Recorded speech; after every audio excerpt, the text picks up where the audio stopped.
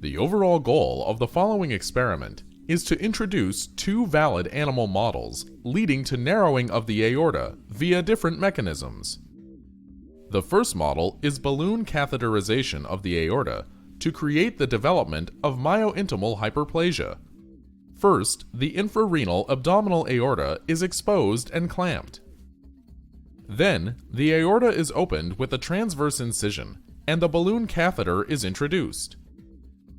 The endothelium of the aorta is then denuded with the inflated catheter, and the surgery is completed. The second model is a dietary manipulation of transgenic ApoE null mice to create atherosclerotic plaques. These mice are housed under standard conditions and fed a high-lipid Western diet for 4 to 6 months.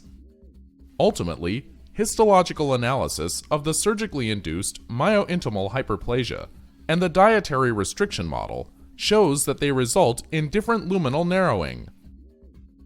Today we will show you two different models to induce luminal narrowing.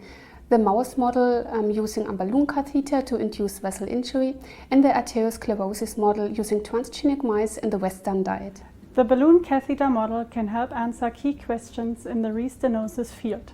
The transgenic homozygous ApoE mutant mouse model is used to study the pathophysiology of atherosclerosis.